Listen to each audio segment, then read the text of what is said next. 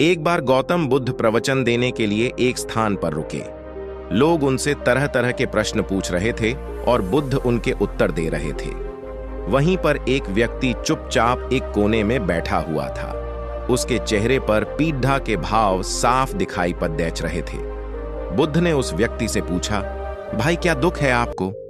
उस व्यक्ति ने अत्यंत संक्षिप्त सा उत्तर दिया, पता नहीं।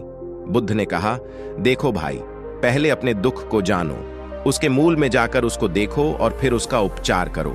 उस व्यक्ति ने बुद्ध से पूछा, वह कैसे? गौतम बुद्ध ने कहा कि पास के जंगल में जाओ और वहां से कुछ पौधे उखाड़ कर ले आओ, लेकिन इस बात का ध्यान रखना कि पौधे ऐसे हों जिनकी 2-4 पत्तियां ही आई हों और सब पौधे अलग अलग तरह के होने चाहिए।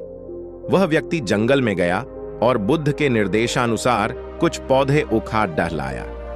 महात्मा बुद्ध ने उसके हाथ से एक पौधा लिया और उसे दिखाते हुए पूछा कि यह कौन सा पौधा है? व्यक्ति ने कहा कि यह तो बहुत छोटा सा पौधा है, इसकी पत्तियां भी बहुत छोटी छोटी हैं, इसलिए अभी मेरे लिए यह बता पाना कि यह कौन सा पौधा है बहुत मुश्किल है।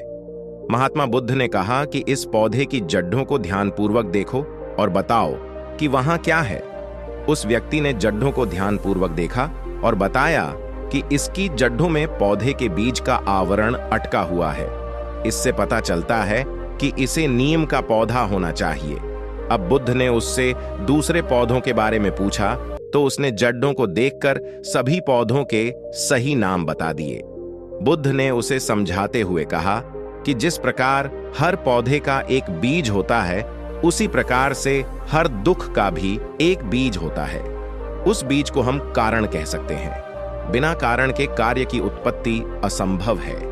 बिना बीज के न तो कोई पौधा उगता है और न बिना कारण के दुख की उत्पत्ति ही होती है।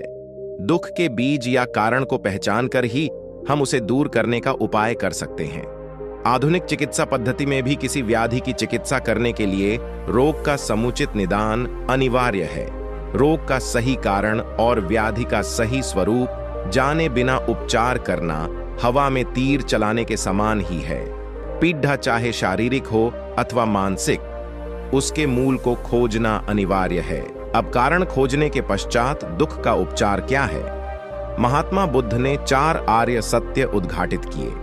उन्होंने कहा कि दुख जीवन का एक अनिवार्य सत्य है। यह हर व्यक्ति के जीवन में किसी न किसी रूप में आता है। इसके बाद उन्होंने कहा कि दुख है तो उसका कारण भी अवश्य है। बिना कारण के कोई दुख हो ही नहीं सकता। फिर कहा कि दुख का उपचार भी है। अब दुख का उपचार क्या है? बुद्ध ने कहा कि सम्यक मार्ग ही वास्तविक उपचार है। यही बुद्ध का दर्शन है। बुद्ध का अष्टांगिक मार्ग ही उनका दर्शन व हर व्याधि का उपचार है। दुखों से मुक्ति के लिए इसका पालन अनिवार्य है। अब यह सम्यक मार्ग क्या है? जीवन के हर क्षेत्र में हर प्रकार की अति से बचकर बीच का रास्ता अपनाना ही बुद्ध का अष्टांगिक मार्ग अथवा सम्यक मार्ग है।